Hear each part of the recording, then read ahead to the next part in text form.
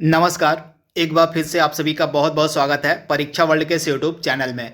दोस्तों, हम SSC GD 2021 की परीक्षा के लिए जो जीके जीएस की मोस्ट एक्सपेक्टेड एमसीक्यूज की सीरीज चला रहे हैं, उसका जो भाग 2 है उसको आज हम कंप्लीट करेंगे।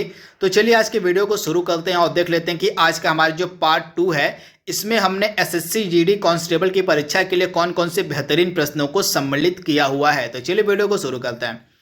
पहला प्रश्न आपकी स्क्रीन पर है, करंट अफेयर्स का काफी इंपॉर्टेंट प्रश्न। आपको बताना है कि जो विश्व युवा कौशल दिवस 2021 मनाया गया हाल ही में, इसकी थीम यानी कि इसका विषय क्या था, आपको बताना है। तो 2021 के विश्व युवा कौशल दिवस इसका विषय था आपका री imagining youth skills post pandemics. तो ऑप्शन आपका डी बिल्कुल सही हो जाएगा। तथा जो आपका विश्व युवा कौशल दिवस है, प्रतिवर्ष 15 जुलाई के दिन मनाया जाता है। इसे भी आप याद रखिएगा, प्रतिवर्ष 15 जुलाई के दिन आपका विश्व युवा कौशल दिवस मनाया जाता है। इसके अलावा 2021 में जब यह दिवस मनाया गया तो इसकी थीम थी री imagining youth skills post pandemics. तो आप इसे ध्यान दीजिएगा। अगला प्रश्न यहाँ पे हमारा है, निम्नलिखित में से कौन सा कारण भारत में उत्तर पश्चिम यानी कि जो आपका नॉर्थ वेस्ट वाला हिस्सा है भारत का, इसमें शीत ऋतु में वर्षा कराता है, आपको बताना है। तो शीत ऋतु के समय जो नॉर्थ वेस्ट वाले यानी कि हमारा उत्तर पश्चिम का जो एरिया भारत का, इसमें ठंडे के मौसम में वर्षा किस कारण से होती है? तो पश्चिमी विक्षोभ यानी कि वेस्टर्न जो डिस्टर्बेंस होता है, जो मेडिटेरियन सी से उत्पन्न होता है, यानी कि जो भूमध्य सागर से आपका पश्चिमी विक्षोभ उत्पन्न होता है, उसी के कारण भारत के उत्तर पश्चिमी भाग में शीत ऋतु में वर्षा देखने को मिलती है। तो ऑप्शन आपका जो डी, ऑप्शन जो आपका सी है, बिल्कुल सही हो जाएगा। पश्चिमी विक्षोभ यानी कि वेस्टर्न डिस्टर्बेंस के कारण भारत के उत्तर पश्चिमी भाग में शीत ऋतु में वर्षा देखने को मिलती है। तो आप इसे याद रखिएगा। वहीं भारत में सबसे ज्यादा जो वर्षा होती है किस मानसून से होती है? तो साउथ वेस्ट मानसून। इसे भी आप याद रखिएगा। जो साउथ वेस्ट मानसून होता है, इससे भारत में सबसे ज्यादा वर्षा देखने को मिलती है। तो इसे भी आप याद रखिएगा। इसके अलावा जो मानसून की वापसी होती है उसको हम कहते हैं नॉर्थ ईस्ट मानसून, यानी कि उत्तर पूर्व का जो मानसून होता है इसको हम लौटता हुआ मानसून भी कहते हैं। तथा इस मानसून के कारण जो है तमिलनाडु का जो कोस्टल एरिया होता है वहां पे वर्षा होती है। तो इसे भी आप याद रखिएगा। वेरी वेरी इंपॉर्टेंट, यहाँ से प्रश्न आपके एग्जाम में पूछा जा सकता है। इसके अलावा भारत में सबसे ज्यादा जो वर्षा होती है कहाँ पे दर्ज की जाती है? तो भारत में सबसे ज्यादा जो वर्षा होती है कहाँ पे? तो चेरापूंजी में सबसे ज्यादा वर्षा होती है। इसे भी आप ध्यान दीजिएगा। अगला प्रश्न यहाँ पे हमारा है, भारत छोड़ो आंदोलन की शुरुआत कब की गई थी? Very very important. तो 1942 में जो आपके भारत छोड़ो आंदोलन की शुरुआत की गई थी। तो इसे आप ध्यान दीजिएगा। भारत छोड़ो आंदोलन की जो शुरुआत थी यह 1942 में की गई थी। तो आप इसे ध्यान दीजिएगा। इसके बाद अगला प्रश्न यहाँ पे हमारा है, तथा एक चीज आप ध्यान दीजिएगा, 1920 की जो डेट है, इस 1920 की डेट को जो है 1 अगस्त 1920 आप याद रखिएगा। 1 अगस्त 1920 को भारत छोड़ो आंदोलन की शुरुआत की गई थी। तो इसे भी आप ध्यान दीजिएगा, आपसे एग्जाम में यह भी पूछा जा सकता है। इसके बाद अगला प्रश्न यहाँ पे हमारा है, तथा एक चीज और आप ध्यान दीजिएगा, जब असहयोग आंदोलन की 1 अगस्त 1920 को शुरुआत की गई थी तो इसी दिन जो है बीजी तिलक यानी कि बाल गंगाधर तिलक की मृत्यु भी हो गई थी। यानी कि जिस दिन असहयोग आंदोलन शुरू किया गया था 1 अगस्त 1920 को, इसी दिन बाल गंगाधर तिलक की मृत्यु भी हो गई थी। तो इसे आप ध्यान दीजिएगा। इसके बाद अगला प्रश्न यहाँ पे हमारा है, किस देश को यूरोप का मरीज कहा जाता है? सुपर इंपॉर्टेंट प्रश्न। तो यूरोप का मरीज हम किसे कहते हैं? तो टर्की को, यानी कि ऑप्शन आपका डी बिल्कुल सही हो जाएगा। यूरोप का मरीज हम टर्की को कहते हैं। टर्की की राजधानी क्या है? तो अंकारा। अंकारा जो है टर्की की राजधानी है। तथा जो है यूरोप का मरीज जो है टर्की को हम कहते हैं। तो इसे आप ध्यान दीजिएगा। Very very important. इसके बाद अगला प्रश्न यहाँ पे हमारा है, निम्नलिखित में से आपको बताना है किस निम्नलिखित में से भारत का जो पहला भारतीय कौशल संस्थान है कहाँ पे स्थापित किया गया था, आपको बताना है। तो भारत का पहला प्रथम जो है भारतीय कौशल संस्थान, इसकी स्थापना की गई थी अहमदाबाद में, यानी कि ऑप्शन आपका ए बिल्कुल सही है, अहमदाबाद। तो आप इसे ध्यान दीजिएगा। अगला प्रश्न यहाँ पे हमारा है, भारत जो है किस वर्ष में G20 शिखर सम्मेलन की मेजबानी करेगा? सुपर इंपॉर्टेंट प्रश्न। तो भारत किस वर्ष में G20 शिखर सम्मेलन की मेजबानी करेगा? तो 2023 में। ऑप्शन आपका जो सी है बिल्कुल सही हो जाएगा। जो G20 शिखर सम्मेलन है इसकी मेजबानी भारत के द्वारा 2023 में की जाएगी। यहाँ पे मैंने पूरी लिस्ट अपलोड की हुई है, आगामी और पिछले जितने भी आपके आयोजन हुए G20 के। तो 2019 का किया गया था जापान के ओसाका शहर में, 2020 का किया गया था सऊदी अरब के रियाद में, 2021 का हाल ही में आपका अक्टूबर लास्ट में प्रस्तावित यानी कि 30 और 31 अक्टूबर को होगा इटली के रोम शहर में। इसके बाद 2022 का होने वाला है इंडोनेशिया के बाली में, और 2023 का आपका होगा हमारे दिल्ली में। तो आप इसे ध्यान दीजिएगा। और 2024 का आपका होगा ब्राजील में। तो इससे आप ध्यान दीजिएगा, ये सभी आगामी और पिछले आयोजन है G20 के, इनको आप याद कर लीजिएगा। यहाँ से आपके एग्जाम में प्रश्न देखने को मिल सकता है। अगला प्रश्न यहाँ पे हमारा है, कौन सा संविधान संशोधन अधिनियम के द्वारा जो है मतदान की आयु को 21 वर्ष से घटाकर 18 वर्ष कर दिया गया था? सुपर इंपॉर्टेंट प्रश्न। तो यह संविधान संशोधन अधिनियम आपका था 61वां। तो आप इसे ध्यान दीजिएगा, जो 61वां संविधान संशोधन अधिनियम था, इसकी के तहत जो है जो मतदान की आयु थी उसको 21 वर्ष से घटाकर 18 वर्ष कर दिया गया था। तो ऑप्शन आपका सी बिल्कुल सही है, 61वां संविधान संशोधन अधिनियम। स्टैच्यू ऑफ पीस जो है भारत के किस राज्य में स्थापित किया गया आपको बताना है।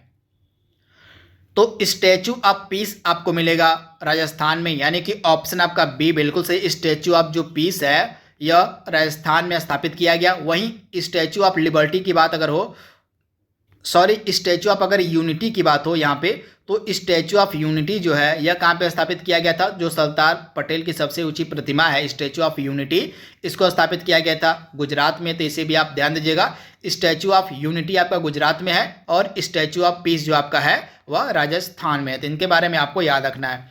अगला प्रश्न यहाँ पे हमारा है, हाल ही में आपको पता होगा जो धौलावीरा है गुजरात का एक हड़प्पा कालीन स्थल है, तो यह भारत का 40वां, मैंने आंसर बता दिया आपको यहाँ पे, तो भारत का यह 40वां यूनेस्को वर्ल्ड हेरिटेज साइट घोषित किया गया। तो प्रश्न आपसे पूछा जा रहा था कि धौलावीरा कहाँ पे है, तो गुजरात के रण ऑफ कच्छ में। से आप याद रखिएगा, जो गुजरात का कच्छ वाला एरिया है यहीं पे आपको मिलेगा धौलावीरा, जो कि एक इम्पॉर्टेंट हड़प्पा कालीन स्थल है तथा यह भारत का 40वां वर्ल्ड हेरिटेज साइट घोषित किया गया था। तो आप इसे ध्यान दीजिएगा।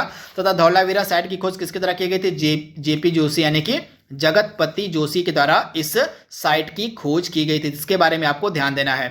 आपको बताना है कि जो 11वां वज्र प्रहार युद्ध अभ्यास है 2021 का भारत और किस देश के मध्य आयोजित किया गया? तो आप ध्यान दीजिएगा, वज्र प्रहार 2021 का आयोजन भारत और अमेरिका के मध्य किया गया। तो ऑप्शन आपका बी बिल्कुल सही है। भारत और अमेरिका के मध्य 4 इंपॉर्टेंट एक्सरसाइज की जाती है। एक तो हो गई आपकी वज्र प्रहार, एक हो गया आपका कोप इंडिया, एक आपका हो गया कोप इंडिया, इसके बाद आपका हो गया युद्ध अभ्यास, एक होता है एक्सरसाइज युद्ध अभ्यास नाम से। इसके अलावा आपका होता है एक टाइगर ट्रायम्फ। तो 4 इंपॉर्टेंट एक्सरसाइज की जाती हैं भारत और अमेरिका के मध्य, वज्र प्रहार, कोप इंडिया, युद्ध अभ्यास और टाइगर ट्रायम्फ। इनके बारे में आपको याद रखना है। अगला प्रश्न यहाँ पे हमारा है, I am and I will निम्नलिखित में से किस अंतर्राष्ट्रीय दिवस की थीम थी 2021 में? तो सॉरी, यह आपको बताना, हाँ थीम ही पूछी जा रही है। तो थीम थी किसकी? तो विश्व कैंसर दिवस यानी कि वर्ल्ड कैंसर डे की जो थीम थी यह थी I am and I will. यह मनाया गया आपका 4 फरवरी के दिन, यानी कि 4 फरवरी के दिन प्रतिवर्ष आपका विश्व कैंसर दिवस मनाया जाता है। तो इसके बारे में आपको याद रखना है। इस वर्ष इसकी थीम थी विश्व I am and I will. तो इसके बारे में आपको याद रखना है। अंतर्राष्ट्रीय युवा दिवस आपका कब होता है? 12 अगस्त के दिन होता है, इससे आप ध्यान दीजिएगा। और भारत में युवा दिवस कब होता है इसको आपको कमेंट बॉक्स में बताना है। अंतर्राष्ट्रीय युवा दिवस आपका 12 अगस्त को होता है। भारत में जो युवा दिवस होता है उसको कब मनाया जाता है इसको आप कमेंट बॉक्स में बताइएगा। उसके बाद अंतर्राष्ट्रीय आर्द्रभूमि दिवस आपका 2 फरवरी को होता है। आपका विश्व पर्यावरण दिवस होता है 5 जून के दिन। इसके बाद अगला प्रश्न यहाँ पे हमारा है, रक्त में निम्नलिखित में से किसकी उपस्थिति के कारण ब्लू बेबी सिंड्रोम होता है? आपको बताना है। तो नाइट्रेट की उपस्थिति के कारण जो है ब्लू बेबी सिंड्रोम नामक रोग होता है। तो ऑप्शन आपका बी बिल्कुल सही, नाइट्रेट की उपस्थिति के कारण। अगला प्रश्न यहाँ पे हमारा है, निम्नलिखित में से कौन सा एक वायु प्रदूषण का सूचक है? वेरी इंपॉर्टेंट प्रश्न। तो इसमें से जो लाइकेन होते हैं ये वायु प्रदूषण के सूचक होते हैं। तो ऑप्शन आपका जो बी है बिल्कुल सही हो जाएगा, लाइकेन। इसके बाद आपको बताना है कि वर्ल्ड बैडमिंटन फेडरेशन का हेडक्वार्टर कहाँ पर है? तो वर्ल्ड बैडमिंटन फेडरेशन का हेडक्वार्टर आपको मिलेगा मलेशिया में। तो ऑप्शन आपका सी बिल्कुल सही, मलेशिया में आपको मिलेगा वर्ल्ड बैडमिंटन फेडरेशन का मुख्यालय। तो इसके बारे में आपको ध्यान देना है। अगला प्रश्न यहाँ पे हमारा है, आपको उस विदेशी पत्रकार का नाम बताना है जिसने धरसना साल्ट वर्क्स पर सत्याग्रह के बारे में समाचार दिए थे। Very very important.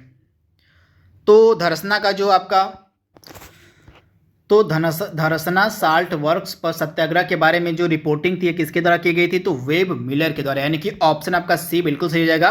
Web Miller जो कि एक अमेरिकी पत्रकार था, इसी के द्वारा जो है धरसना साल्ट वर्क्स पर सत्याग्रह के बारे में समाचार दिए गए थे। तो आप इसे ध्यान दीजिएगा, वेरी वेरी इंपॉर्टेंट, आप इसे ध्यान दीजिएगा। इसके बाद अगला है, कृत्रिम उपग्रह पृथ्वी से किसकी सहायता से ट्रैक किए जा सकते हैं। तो डॉपलर प्रभाव की सहायता से आसानी से जो कृत्रिम उपग्रह होते हुए ट्रैक किए जा सकते हैं। तो ऑप्शन आपका सी बिल्कुल सही है, डॉपलर प्रभाव से। अगला प्रश्न यहाँ पे हमारा है, भारत में नियमित जनगणना की शुरुआत कब की गई थी प्रथम बार। तो लॉर्ड रिपन के काल में 1881 से जो है भारत में जो है नियमित जनगणना की शुरुआत की गई थी। तो इस वायसराय का नाम था लॉर्ड रिपन, इसी के समय काल में जो है नियमित जनगणना की शुरुआत की गई थी 1881 में। अगला प्रश्न यहाँ पे हमारा, नाबार्ड की स्थापना कब की गई थी।